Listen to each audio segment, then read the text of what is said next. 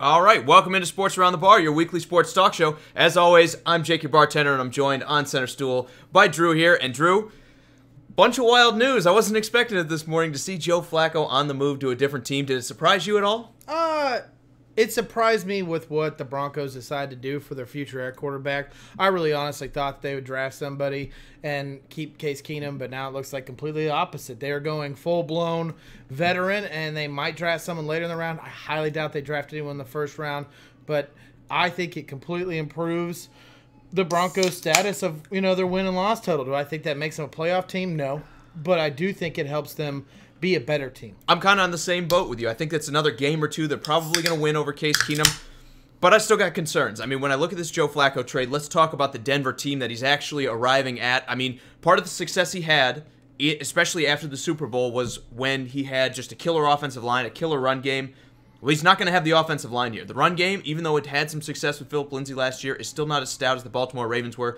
And we talked about it since his Super Bowl appearance. They have not had any good wide receivers. This year was probably the closest they had to a good wide receiving core. Well, guess what? He's going to Denver, and it's going to be the exact same thing. A lot of his criticism came because he didn't have receivers to throw to. He's still got that problem. Sharif, what's going on, man? Always good to see you. Matthew, thank you for joining us from Minnesota. Steve says a horrible trade for Denver. I'm not going to say horrible. Obviously, Case Keenum was not going to make it. Not going to make it as another year as the starter. When you watch the way he played and the way the defense has played for Denver, they need to make something happen now. I've seen a lot of criticism of John Elway, and I want to talk about this a little bit later, but let's get into it because I think this is a good point. Jared, what's going on, man? He says fire Elway, by the way. Well, exactly. Here we go. There's a lot of criticism of Elway, but the only thing I could think of with this is what should he have done instead? Where did he miss? I mean, I get it, trading a fourth-round pick for a quarterback that's won a Super Bowl sounds like a great deal in principle. We all know Joe Flacco probably isn't as good as a lot of these other Super Bowl winning quarterbacks, but what could he have done? Should he have drafted one of these guys? Well, we're talking about this draft class being exceptionally weak at quarterback. You have the Jaguars and the Giants both ahead of you that look like they're drafting quarterbacks as well. The Jaguars don't really have an option because their cap space is so horrendously bad. They're pretty much going to have to get that cheap contract. We're probably going to see a draft pick for the Giants as well. So they're the third on the pecking order already. You're going to take the third out of a bad draft class and just live with it? I mean, they already had that problem when they tried taking Paxton Lynch. What's going on, Rob? Well, let's talk about what Joe Flacco brings to this organization, the Denver Broncos. Let's not ignore this guy did win a Super Bowl. Yes, it was heavily on a defense, but guess what? He's going to Denver, which they have a good defense. Yeah, there's a little bit of question marks in their secondary, but this defense is still good. They still have one of the best pass rushers in Von Miller, one of the better ones coming up in Bradley Chubb. This defense is good. So all he needs to play is don't turn the ball over football. And guess what? He knows how to do that. And he also knows how to air it out too. Like I said at the beginning of the show, I don't see this team necessarily being a playoff contender because of Joe Flacco, but I think it gives their chances just a little bit better. Instead of, I think they were, 4-12? I don't remember what their record. Oh, Jacksonville, I think they won 5. No, Denver. Denver, they won 6, I believe. So 6-10. Yeah. So do I see them maybe being 8-8 now? Maybe 9-7, more than likely a possibility because I think that defense is still good. But let's not ignore the fact that they literally, in my opinion, got a starter for all 16 games. I was never a believer in Case Keenum. Not that I don't like the guy. I just don't like the way he plays football as a starter in the NFL. This guy is a journeyman backup, and that's it. And you literally went last year going, this is our guy. Well, it wasn't your guy. And we'll talk about Joe Case here Flacco is your guy. Now, is he the ultimate plan to make your franchise good for the next 10 years? No. Maybe the next 3, because that's how long his contract extends next to. Next 3 to 4 years, he might be worth it.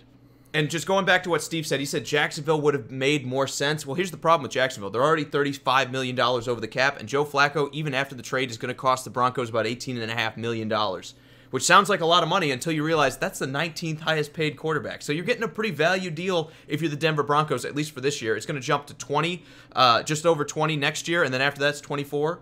So it's not a perfect deal for the Broncos. They're still shelling out a lot of money for a guy that may not be the best quarterback in the league. But when you look at what Case Keenum's being paid, he's being paid about the same amount of money anyway. So you might as well upgrade a quarterback is the way I look at it. Now, Jacksonville could not afford him. There's no way. They'd have to clear about $50 million worth of space before they made that move and no other move this free agency. So I really don't see Jacksonville as a landing point for him.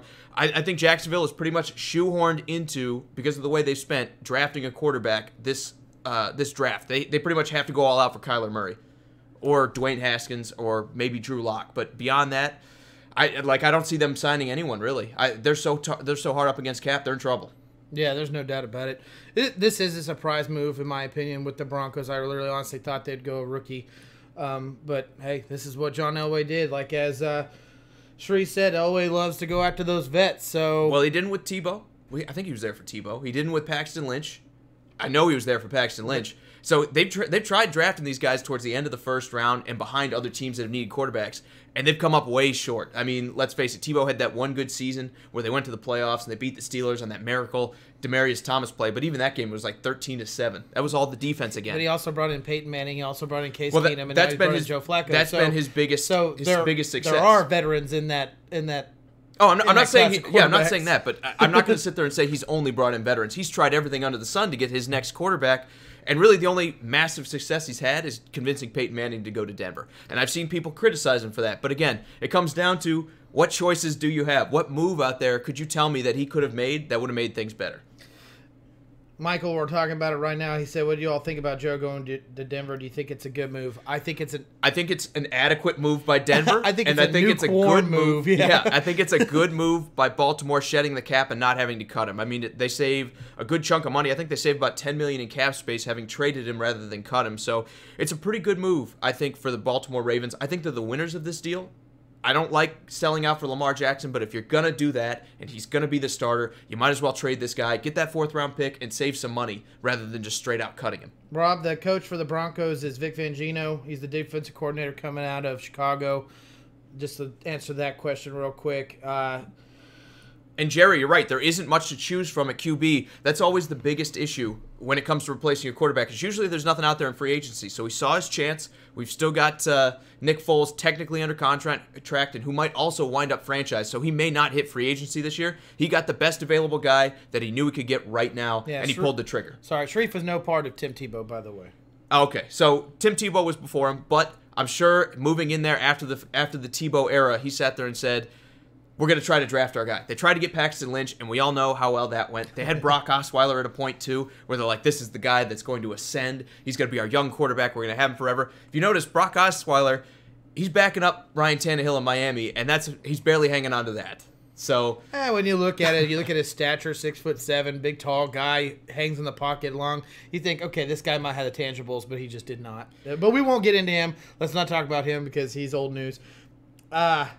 Steve goes, what if they trade Bortles? Man, the thing is, there is no market for Bortles. I mean, nobody's going to want his contract is the problem. That's the issue with it. I mean, you might find someone that might give you like a 7th-round pick, but they're going to totally want to redo that contract. So if that even happens, which I highly doubt. It would take a lot of humility out of Bortles to go and try to get that starting spot. But do you see a team in the league offering a starting spot to Blake Bortles? I got to say no. I mean, I would be upset if my team did, and I think you'd probably be upset if your team did, especially at that money. Bortles is going to sit there and say, hey, look, they're going to pay me. Even if they cut me, they're going to owe me whatever that guaranteed amount is, which I think it's still a sizable chunk of his contract. I'm not sure what the actual numbers are. But, again, he's going to wait for Jacksonville to cut him, and they probably will. And then he's probably going to go sign a competing role / backup role and go make money on that end, too. All right, Matthew says, Keenum played well in Minnesota before Denver. He basically lobbed all of his passes. He doesn't have the biggest arm. We knew that. Look at Minnesota's receivers. Those two guys and Kyle Rudolph, literally, probably in my opinion, top 10 receiving core in the NFL. And then you jump into Denver, which I was never big on to begin with. I was kind of seeing Demaryius Thomas fall off. I do like Emmanuel Sanders, but that's one guy.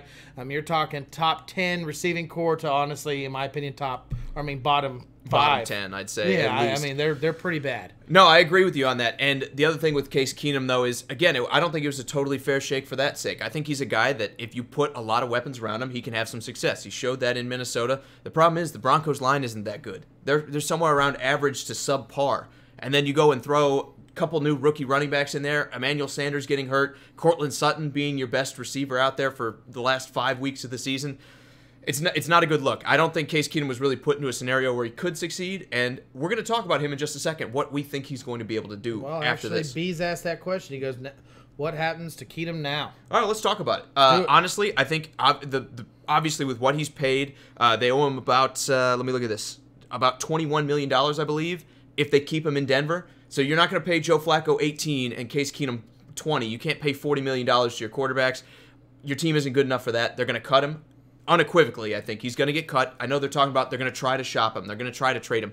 But kind of like Blake Bortles, who's going to go pay Case Keenum $20 million to be their starting quarterback? It's about 18 worth of salary. So yeah, I completely agree. I don't see any trade feasible with Case Keenum, not after the year he had.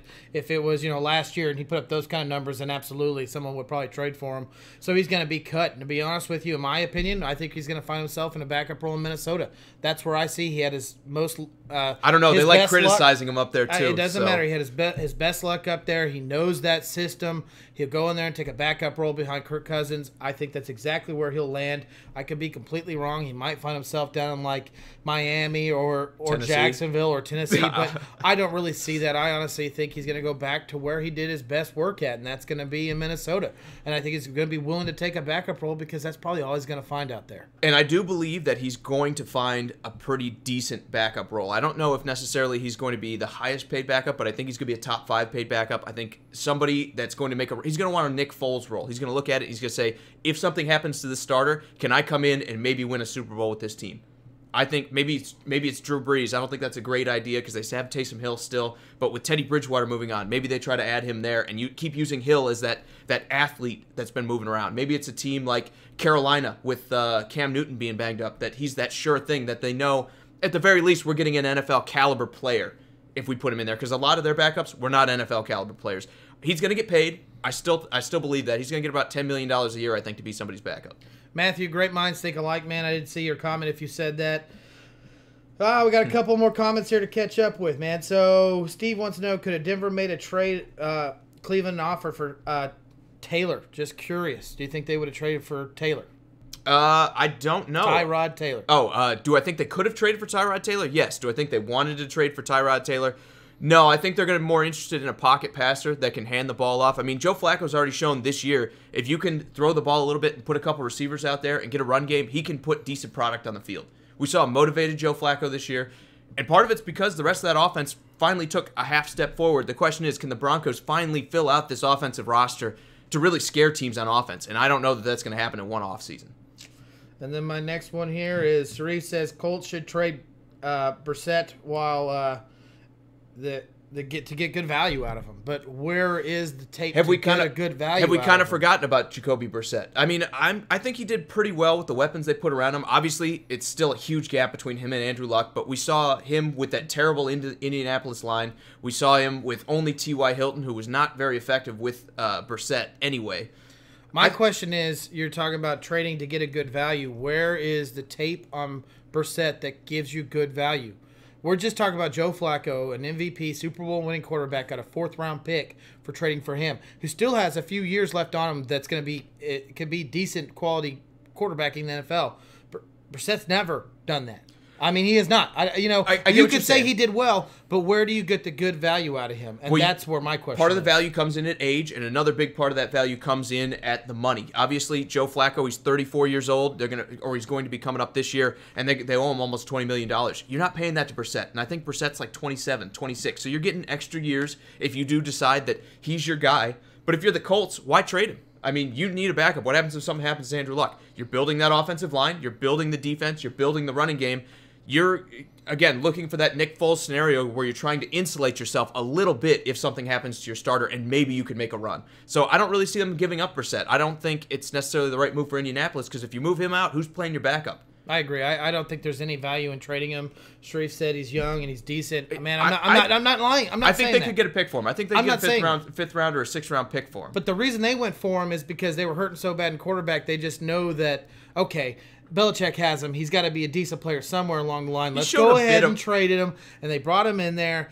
And then, yeah, the weapons weren't great. He didn't develop well as far as stats go. But you have to have some kind of, okay, here it was. There's this one good game where he threw for 350 yards, 4 touchdowns, 0 picks. That never happened. And I'll give you, he never gave you that top-end potential. I don't think we ever saw him put up like 400 yards where we're like, man, this kid could be the next big thing. He's not that guy. But he is a conservative quarterback that can sit there and play ball control, that if you put things around him, kind of like Case Keenum here, that if you put enough weapons around him, you can succeed. The problem with Indianapolis is they don't really have those weapons yet. Their defense still needs some work. I get it. They had a good year this year. They still need some pieces on defense, and they still need some offensive playmakers to go with T.Y. Hilton.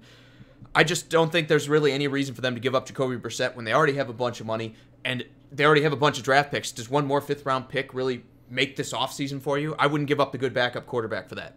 I'll give you that. Shrey says Flacco will go 4,200 yards and 30 touchdowns. It's mile high. I'm not going to sit there and say that it's not going to happen, but I'm going to say it's probably not going to happen, not with those receivers. I mean, Emmanuel Sanders is 31 at this point. He's coming off a serious injury at the end of the year. Cortland Sutton didn't really step up. He didn't look like that second-round pick that should look when he's out there playing. I think Michael Gallup was a better receiver than he was this year. There were a couple other guys like DJ Moore and Calvin Ridley that were leaps and bounds ahead of him. They need weapons on the offensive side, and they need to be able to protect their quarterback a little bit if that's going to happen.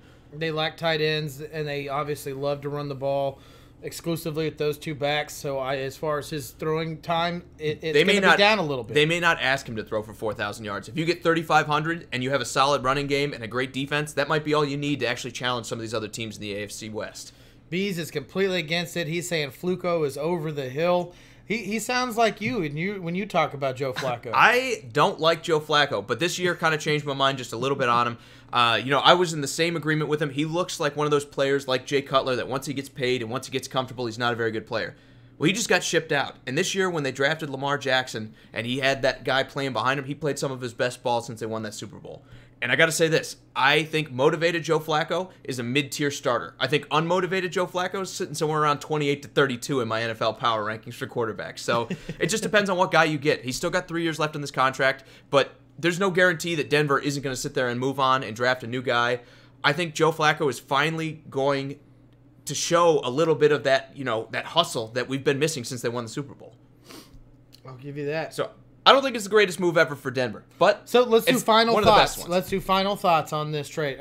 Go ahead. It's a good match for both teams, but nobody made out like bandits, which means the trade was probably pretty fair for me. In my opinion, I think both teams did the right thing here.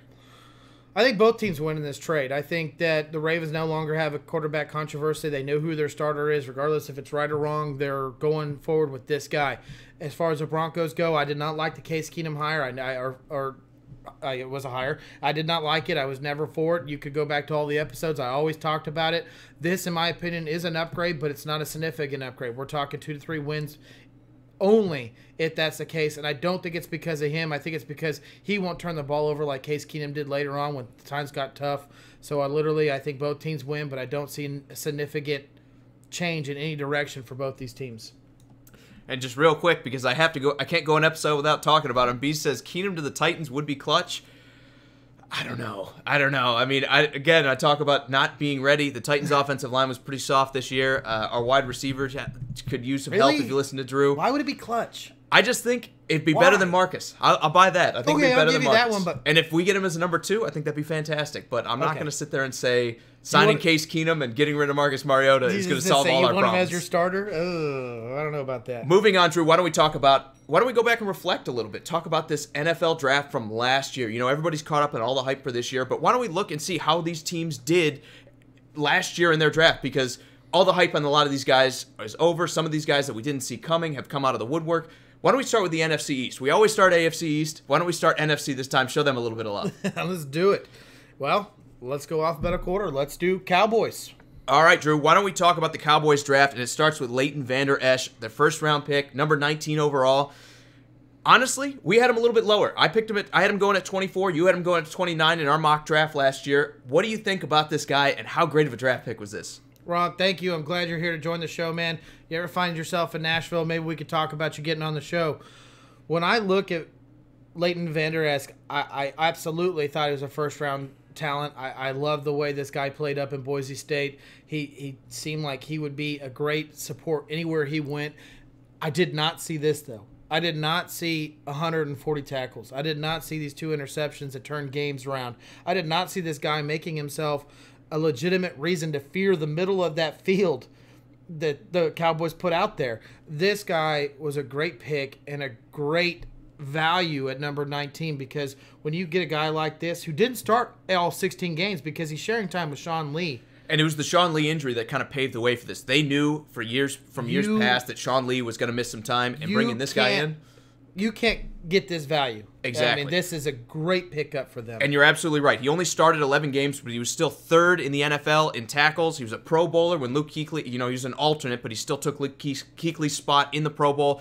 Can't speak highly enough of this guy. Great pick by Dallas, and they started their draft strong. But then it kind of falls off a little bit with Connor Williams. An offensive guard. He did start 10 games this year, but he split time with Su'a-Fila at that guard position. They didn't really figure things out. They were kind of back and forth. He was just so-so. I mean, for a second-round pick, the way I look at it is your number one pick should be a key contributor right out of the get-go. Your second and third rounds should at least play some kind of role in your team, and then anything after that is all just a bonus. To me, you're going to spend a second-round pick on an offensive guard, and he's just so-so when he's in there, and you're rotating with a guy that's been a journeyman. It's not the best pick, but he's got room for improvement. Steve will definitely get into the Bills and their picks, but yeah, I love their first two picks. But we'll get to them. Make sure you pay attention to the show when we do it. And absolutely, we're going to spend a lot of time on these guys because we don't want to gyp anyone. We don't want anyone's team to feel like they're not important. Right. Today we're just doing the NFC East, but we are going to talk about every division sequentially. And if you want us to vote for, or if you want us to pick one, let us know in the comments. Let us know anywhere else. Yeah, by all means, maybe we'll sit there and talk about them next. Tell us the next division. Give us another topic for this next show coming up. We'd love to talk about whatever division you guys want to talk about. Remember, please, guys, like, share, comment. It helps us out. Beat Facebook's algorithm. We need to beat them. We're better than them. I know you guys love joining us, and we love being here with you. When we talk about this Connor Williams pick, you're going into one of the best offensive lines in the league at one point in time. I'm not saying they're still there, but they were considered that at one point in time. This guy started 10 games, and one of the biggest things that I liked about this is he had 6 total penalties called on him and only 5 holding penalties out of those 6.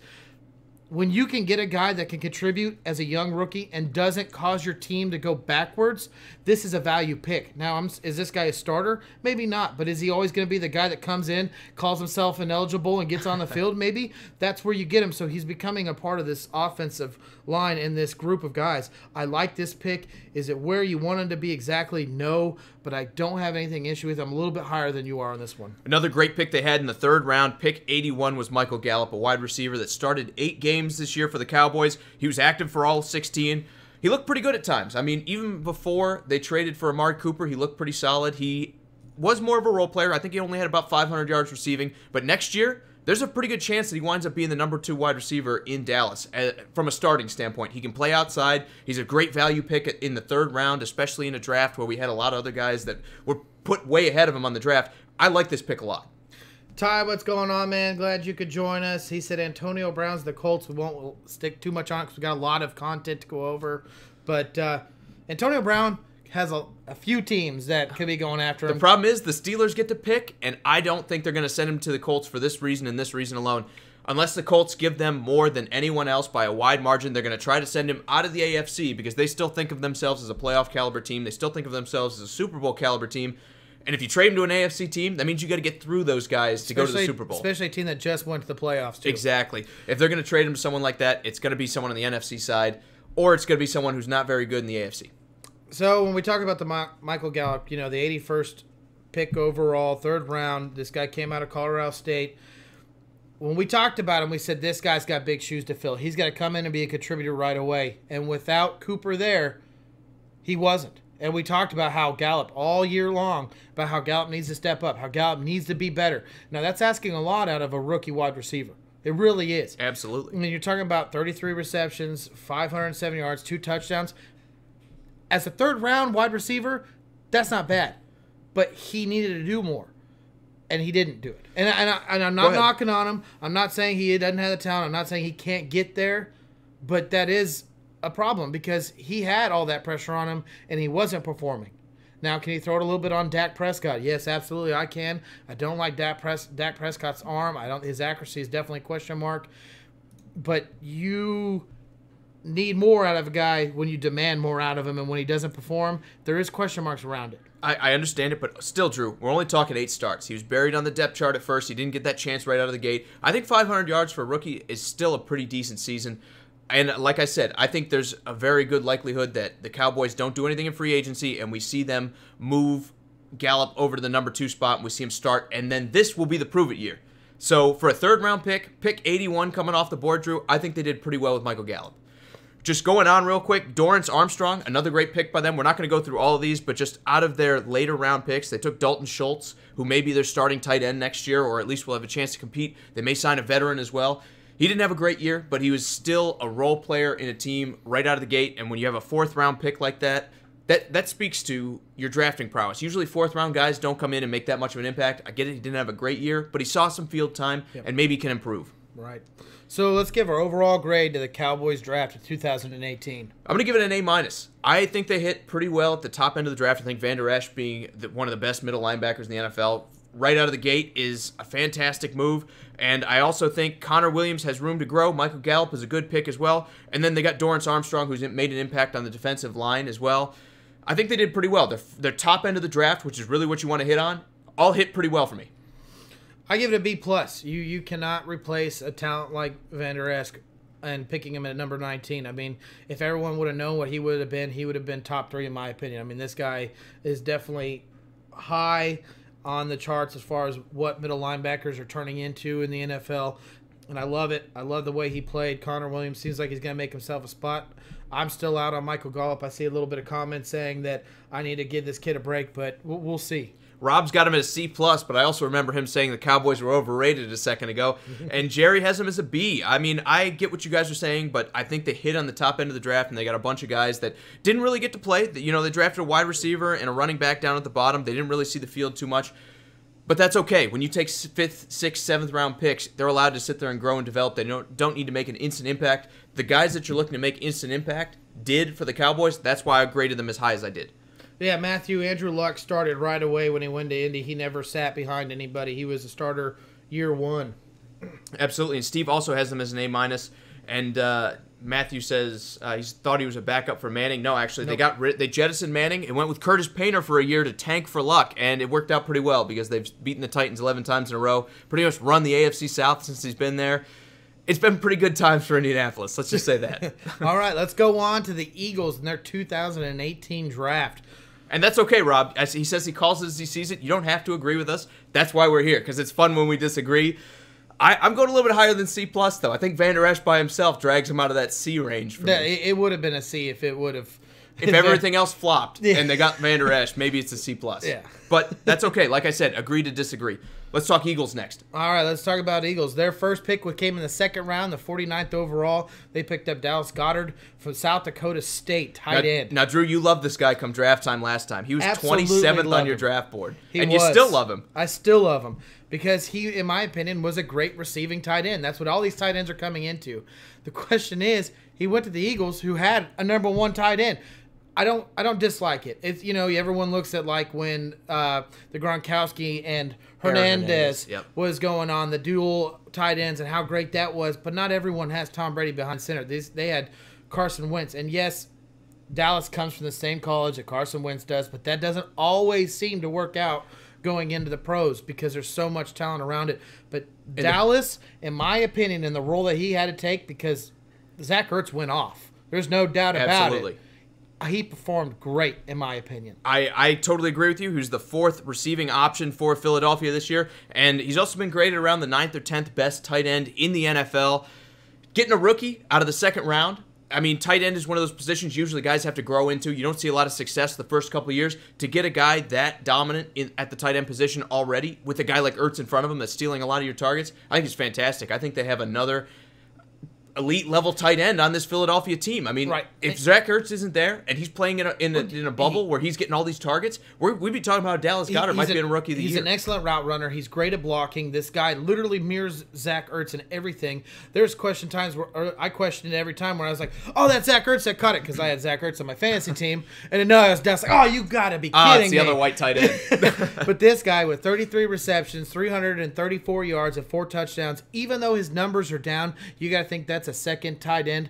I don't know where he ranks on second tight ends in the rosters, but I guarantee you those numbers put him up there at the top. And when you talk about tandems, they probably got the best 1-2 tandem at tight end, just with drafting Goddard by himself. Now, the 4th round, Drew, they drafted Avonte Maddox, and people are going to be down on him because they watched those playoff games, and they watched him get absolutely roasted by the Bears, and they watched him get absolutely roasted by the Saints.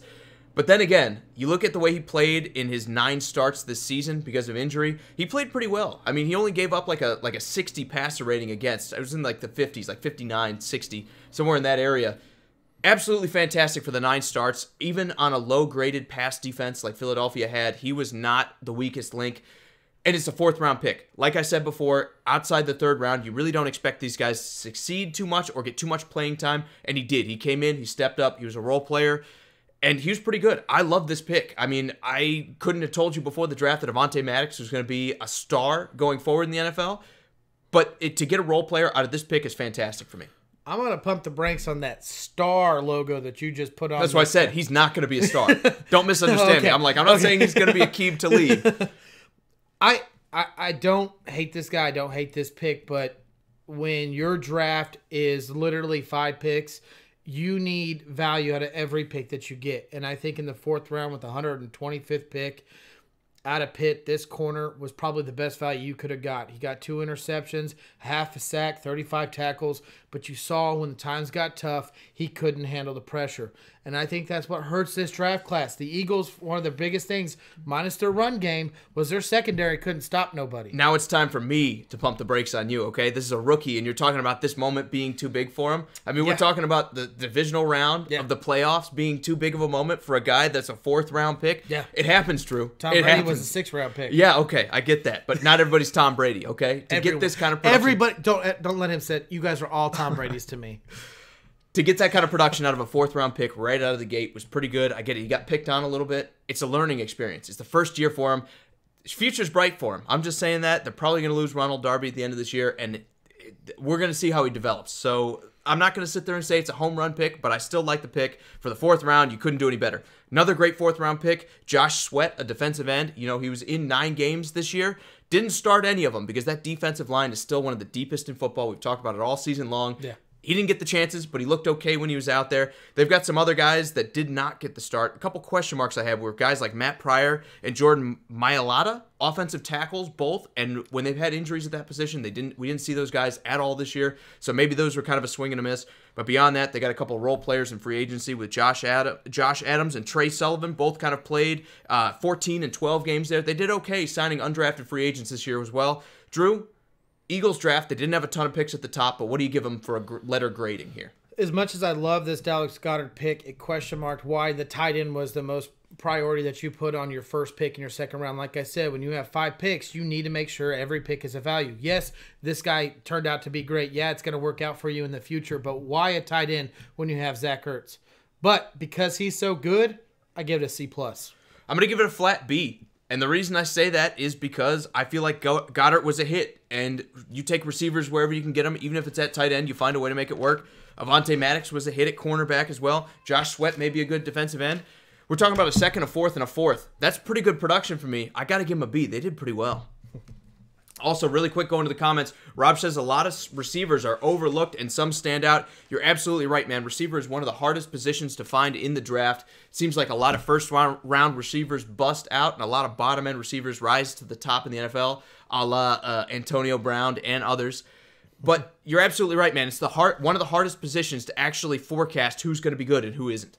I mean, you can see it throughout the history of all wide receivers of where they've gone to. I mean, I can't remember exactly where Jerry Rice went, but it was a lower-end college. You look at Terrell Owens. He went to Chattanooga. I mean, you look at these all-star wide receivers, and a lot of them didn't play at big college Sometimes names. It takes that chip on your shoulder to sit there and be the best out there. He also says lower draft picks can sometimes shine bright, and you're right. And that's why it's a bonus when you get those guys that come in and can instantly make an impact. But you shouldn't expect a 5th-round pick to come in there and make an impact on your team. If he's going to, and that's consistently happening for you, either you're the best drafter in the NFL history, or your team is probably pretty bad. So I'm not going to sit there and say they don't. A lot of times you do see those guys come on. Phillip Lindsay's a great example of that. But the key to this draft is hit at the top, and then when you hit 1 or 2 guys down at the bottom, you have a pretty good team. All right, Jerry gives it a C+, Steve gives it a C+, and Chris gives it a C flat. So am I being a little soft on him here? Everyone's kind of going where I'm going. Remember, guys, they did trade away their 1st. They traded away their 3rd. They're not getting the same number of picks as everyone. I don't think you can necessarily. I'm not trying to hold that against them. They used those picks to get other things. What I am saying is for the picks they had available, they did pretty well, in my opinion. All right, Matthew's got a question. Do you guys agree with the Cardinals going with Rosen over trying to draft a quarterback? Is it a cap issue, or do they trust him enough? Oh, it's not a cap issue. It's not a cap issue. Yeah, Cardinals have zero issues with their cap. Exactly. They could sign people if they needed to. I think it's just way too early to give up on a guy you just spent, what was it, the 12th overall pick on? Yeah. First round pick quarterback. I get it, things didn't work out, but you have to have more of an overhead view of everything. You got to sit there and say, we didn't really let this guy succeed. We didn't give him good running. I mean, David Johnson took a big step back this year. His receivers took a huge step back this year. His offensive line was terrible. You can't sit there and pin it all on the quarterback because he didn't have success in his first year. Cardinals are already getting the shame as it is for giving Steve Wilkes a one-year trial and then firing him. It would be that much worse if they gave Josh Rosen a one-year trial and fired him and went at quarterback. Do I think that they take a quarterback in late rounds? Yeah, it's a possibility. A lot of teams double draft quarterbacks a year in, and then the next year they draft another one because they never know. But do I see the first round? Absolutely not. It's not a cap issue. They're going to use every bit of these draft picks early on to put weapons around this young man. And we were talking about this in that other post earlier today. There is absolutely no reason that Cliff Kingsbury took this job not knowing that Josh Rosen was going to have to be his quarterback in the future. That is 100% coming up in the interview. Even after the comments of, I would take Kyler Murray as my quarterback if I was Exactly. Exactly. It doesn't matter. He's stuck with Josh Rosen. He loves Kyler Murray, but the whole point is he went into that interview with the Cardinals, and I guarantee you the first thing they asked him, the biggest talking point in there was, so we have Josh Rosen. Can you make him better? Because we're not going to go draft another guy. And I guarantee you he said, I'm going to do this, and this, and then we'll get to see if that actually works out. Steve got the Eagles drafted a C plus B minus borderline. So I agree. I'm not saying they hit a home run, but I still like the picks, and maybe I'll just be the highest pick for them tonight. All right, let's move on. Giants, man. Oh, no. Right. You're right, Giants. I don't know my alphabet. I don't know that. What is that? A, B, C, D. Anyway. It goes RG, right? Something like that. Okay, all right. Let's talk about the first overall pick because I think that's the biggest controversy. I'm still taking flack for saying Saquon Barkley was drafted too high at pick number 2, Drew. Yeah. And you love him. You love him. You had him going at number 2 in our mock as well. Yeah, I absolutely love this pick. It was the right place at the right time with the right team. I get it that they have quarterback issues, but you cannot ever pass on a once-in-a-generation running back. You can't do it. I don't care what anyone says. How long is a generation? Because I think AP might disagree with you there. That was a long time ago in quarterback. Quarterback and running back world. It's a long time ago. This guy was everything you expect him to be. He rushed over for 1,000 yards. He had 1,307 yards, 11 touchdowns. He caught 91 passes for 721 yards and 4 touchdowns. This guy was exactly what they marketed, exactly what they went for, and the number 2 overall pick in the 2018 draft. You have to give it a high grade. You have to give it a high grade. Well, here's my thing. I do like Saquon Barkley. I had him going number 4 in our mock draft last year. I'm not wild about taking a running back at pick number 2, and the reason for that is what happens if Sam Darnold becomes a franchise quarterback? Doesn't matter. It does, and let me finish. What happens if Darnold becomes a franchise quarterback and you passed on him? What happens if you don't get your quarterback out of this draft? For literally the next 15 years, we're going to be talking about how they could have had Sam Darnold. He's a Hall of Famer. And I get it. You have to trust your scouts. Maybe their scouts looked at Darnold and they said he's not as good as Baker Mayfield. If anyone watched Jet games, they know that that's not happening yet. Well, whenever anyone looks at those Jet receivers, you understand why. Anyway, looking at this draft, I like Saquon Barkley, but running backs do not have the lifespan other players do. Guys like Bradley Chubb, guys like Sam Darnold, or any one of these quarterbacks. It could have been Josh Allen. It could have been Lamar Jackson. It could have been even Rosen, who was our lowest graded quarterback out of this NFL year. It could have been any one of those guys instead of a running back at this spot. Yes, he's fantastic. 2,000 yards from scrimmage is great, but I just wonder if 5 years from now, we're going to be looking at this and saying, man, taking a running back number 2 was still a fantastic choice when you look at Sam Darnold going to Pro Bowls or Bradley Chubb going to Pro Bowls. Rob, real quick, man, if you want us to do Detroit Lions, we'll do their division on Friday. We'd love to go over it with you. Stick with us, man. We'd love to do it. Maybe that's the division we'll do. Absolutely. Why don't we stick on the Giants, though, because their second-round pick was still a pretty decent one with Will Hernandez. I mean, a guard, we were just talking about Connor Williams last time with the Cowboys, but when you talk about Hernandez, he was clearly the better guy. He started all 16 games as a rookie. He was available for every one of them. I mean, he was pick number 34, and he was just solid all the way through. I'm not going to say he was a game breaker. In my opinion, he was a first-round talent. I think I believe I had him going in the first round, if I remember correctly. I think you had him at 31 or something like that. So I don't have it in front of me, but I don't either. Still, he was a great guard, and it's one of those things that he got better as the year went on, and that's what you want to see out of your rookies. You want to see progression. Early on, there were struggles for the Giants on the offensive line, but especially towards the end of the season, they cleaned a lot of that up, and they started looking a lot better. That, to me, is the best part of Hernandez as a draft pick. Hernandez definitely struggled in pass protection. That's what he was coming out of college. That was all his big knocks is, can he handle the pass protection? But they brought him in for the run game, and there's no doubt about that he helped. This guy is dirty. He's ugly when it comes into there. And when they ran behind him, it went well for him. I love this pick with them in the second round. You cannot complain when you get 16 games out of a rookie guard. And Rob is also saying the Giants needed a QB. The question is, if they miss on this pick, even with Saquon Barkley, I think we're going to be talking about how they could have drafted somebody else out of this last quarterback draft class. Whether it's Josh Allen, Sam Darnold, or one of the others, I think one of these guys is going to succeed. What you keep on forgetting in the fact is they have Eli Manning. And I get that Eli Manning gets a lot of slack, and he's not always going to be perfect, and he's not going to sit there and put up poster pictures and stats and stuff like that. But you're talking about a two-time Super Bowl winning champion who has literally gone in and beat the Patriots twice now. That was a long time ago, Drew. It does not matter. This it guy's does matter. Still playing.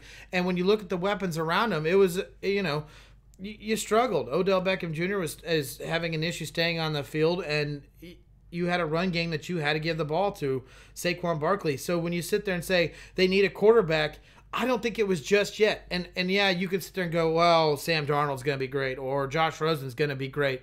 But no one knows that. But majority that's a big majority point of the time, these quarterbacks don't work out. More than likely, these quarterbacks don't work out. You took a big leap in Saquon Barkley and said, I'm going to skip on a quarterback this time.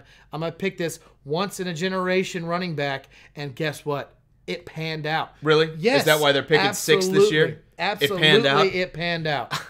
Absolutely. I don't know, man. If this was my team, I'd be like, at least we don't have to worry about running back. Well, I was like that, and then Hunt decided to kick a girl. But this is something they don't have to worry about for the next 5 to 6 years. It's important that they took care of this piece because the Giants lacked a running game. That was their biggest issue. I agree with you, but you can find running backs everywhere in the draft. You can find it all the way through. This Look at style Phillip Lindsay. of running back. Okay, so you're telling me you would rather have Saquon Barkley and Eli Manning than to draft guys like Sam Darnold and pick up a guy like Phillip Lindsay and just have the brightest future in front of Yeah, I absolutely would. I don't know about that. I don't know. I think the Giants misstepped here. You keep bringing up Sam Darnold. To me, it's like, I don't know why you keep bringing him up. If it was Baker Mayfield sitting there, and I was higher on Baker Mayfield than you were, well, okay. I would sit there and say, no, they should take Baker Mayfield. So you're saying if Baker Mayfield if the Browns skip Baker Mayfield, would you still go Saquon Barkley? Well, the Browns would have gone Barkley. And then No, I'm saying like if they skipped him on the first pick. Let's say they took Denzel Ward. Okay. Right? Let's say they took Denzel Ward first overall, and then you've got both of those guys available, and you're the Giants. Who do you take? I put Baker Mayfield, but that's because I believe in him. Is far more valuable, right? But I believed him, and I believed he he was a better value at quarterback. But the fact that he's gone, this is the second best available player on the board, and they took him. Let's not dwell. Again, I might challenge that with Bradley Chubb and his 12.5 sacks as a rookie pass rusher. That's pretty fantastic too. But we're not going to dwell on it. Offensive Rookie of the Year was Saquon Barkley. Who should it have been? Baker Mayfield. Barkley. Moving on. Just talking about this team, I think they did pretty well. Let's go to the third round pick. Let's not leave him out. Lorenzo Carter and B.J. Hill, defensive lineman for Hill, and Carter was a linebacker as well. 15 games for Carter, 16 games for Hill. Fantastic. I mean, Hill started 12 of them. Yeah. They needed help in the defensive line. He didn't light the world on fire, but he was a quality player out of the third round. You got to see some snaps out of him. Right. If he grows, we're talking about a good pick there. Moving also down on their draft list, they took Kyle Loretta at quarterback. Not really anything. He's got more DUIs, I think, than starts. Not a great play.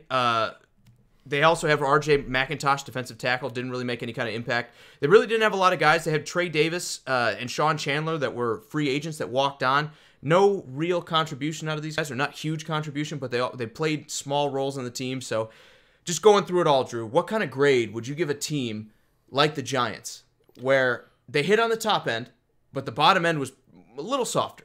I'm still really huge on this draft for the Giants. It didn't pan out this year, but you got to give them a little bit. I give it an A+. You can't pass on Saquon Barkley. He's the Rookie of the Year. You picked the best rookie offensively that you could have picked in this draft, and you did it. You picked them. You got a starting guard. You got a linebacker and a defensive tackle that seem like they're going to pan out. It's an A+ all the way. Also, Chris White says, look at the boys. They have a franchise running back, not quarterback. The game is changing, folks.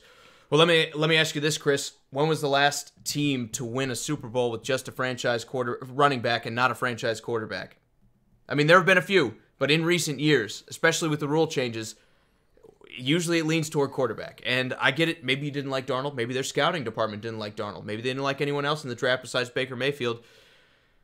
But I think running back just doesn't have the same utility as a lot of these other positions. That's the only thing I'm down on. So when it comes to my grade, Drew, I'm going to give them a B+, because they still hit with that pick. Saquon Barkley's still a talent. The question is, 5 years from now, are we still going to feel the same way? I don't know about that. I think a lot of it depends on if they get the quarterback this year to replace Eli. Brian says, don't be shocked the Giants take Kyle Schwarmer from the Vanderbilt in the late rounds.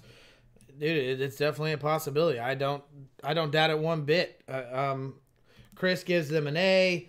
Jerry gives them a B. Steve gives them a B- simply because of Barkley.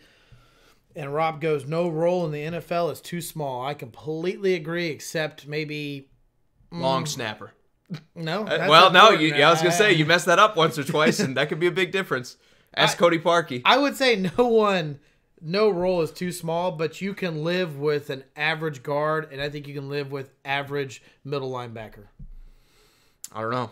It just depends. Sometimes you get that Ray Lewis, and it changes the defense. Oh, Sometimes you need a tone setter. I'm not saying that you would do better with a great one. I just think you can deal with an average of those two positions. Let's get to our last team of the night, Drew, the Redskins. And this draft, to me, was a little bit more interesting and harder to grade because we had a big injury at the second-round pick. But why don't we start by talking about the first overall pick, Daron Payne, 13th in the draft, defensive tackle, straight out of Alabama. 5 sacks in a rookie year. Pretty solid performance all the way through. Started every single game. I think it's a home run pick. And we were surprised because they had Jonathan Allen already. I love the duo. I think because they had Jonathan Allen that this makes this pick so much better.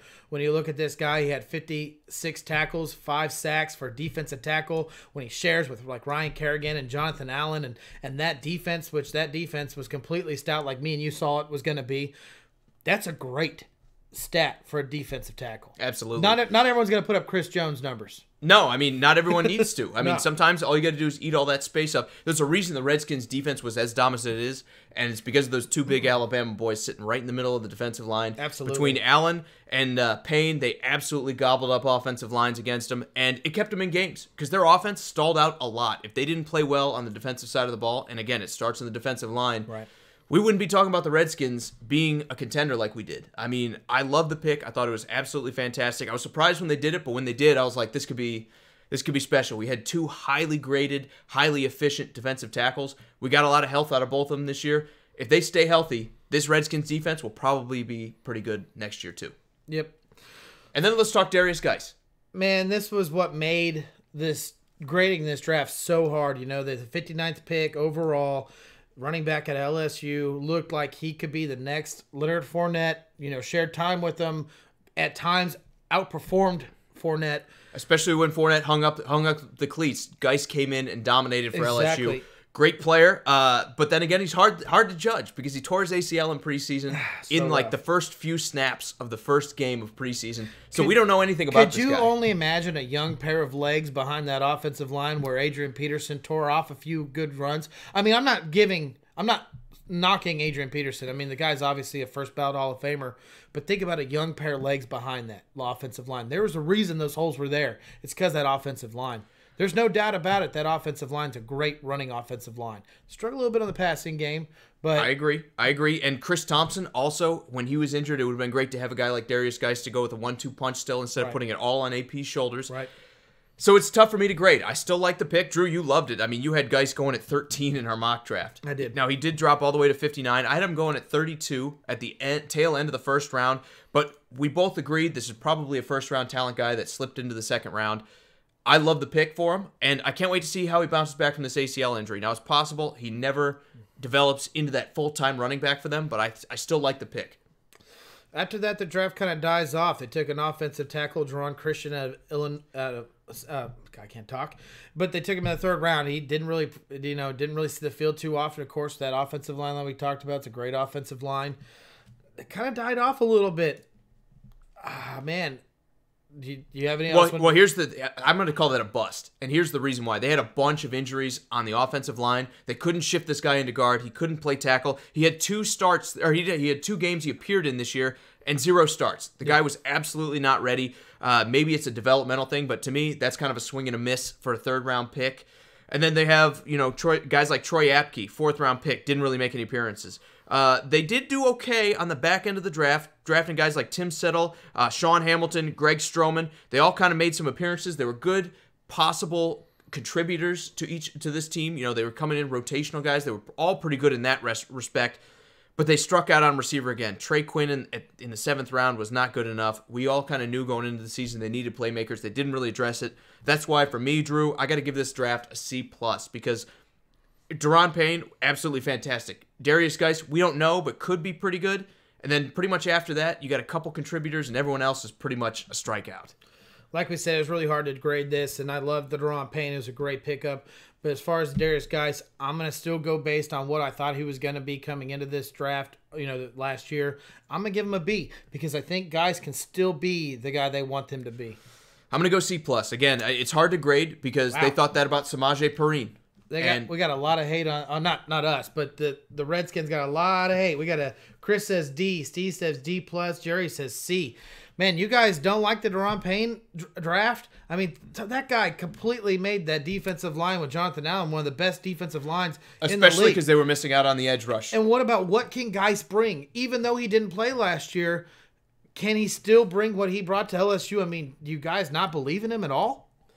Rob also says he's been behind his team for 100% for years, win or lose, and unfortunately not even Super Bowl for 50 years. I think he's talking about the Lions again. Yeah. Brian has them as a C. I think they're kind of more along my thinking, where they did all right at the top end with Daron Payne. Beyond that, not so much. I mean, like I said, they got a couple role players and guys, but I give him no B. home runs. I give him a B because if Geis pans out, they're talking about a great 2 picks. And I almost totally removed Darius Geis from my draft here. I said, what if they didn't draft him? I look at Daron Payne being a home run and then a couple of mid-range guys, and I sit there and say, if you took him somewhere around average. You took him completely out, I'd definitely give it lower, C's. Steve goes, Payne is the reason it's a D+. Without him, it's an F. Well, wow. At least you gave him that. I mean, I think Daron Payne is going to be a force for this team going forward, and it's the strongest point of their defense that got even better is the interior of the defensive line, so I still like the pick. Could they have gone somewhere else in the first round? Yeah, but when you have a guy like that fall to you at 13, maybe you just got to bite the bullet and take him and say, we'll just be great at defensive tackle, right? All right, guys. Drew, let's do some special thanks here because it was very active. We appreciate all your comments. We appreciate you grading the drafts with us. That was fun. Yeah. Why don't we go special thanks here? Yeah, guys. Remember, always like, share, comment, help us beat Facebook. We need you guys. I appreciate everything. We love talking sports with you, but a special thanks to Sharif, Matthew, Steve, Jerry, Rob, Michael, Thomas, Bees, Chris, Chuck, Ty, Brian. If I missed you, I'm sorry. All the comments were flying. You guys are all awesome. Thank you so much for joining us tonight. Absolutely great show. Joe Flacco is on the move. We're going to be talking about some other teams. If you want us to talk about your team or your division that you want to talk about, let us know in the comments. Send us a message on Facebook. However you want to do it, just get it across to me. I will see it. I promise you that. Well, no, I don't promise you that. Sometimes Facebook doesn't always tell me when you say something. I will try to see it for you. But if you want us to talk Sounds about like we're talking about the Lions. Exactly. If you want to see us talk about it, you let me know, and we'll try to get around to them next or as soon as humanly possible. So for Sports Around the Bar, I'm Jake, your bartender. This is Drew. We appreciate all the comments, the shares, the likes. Guys, we will see you again on Friday. See ya.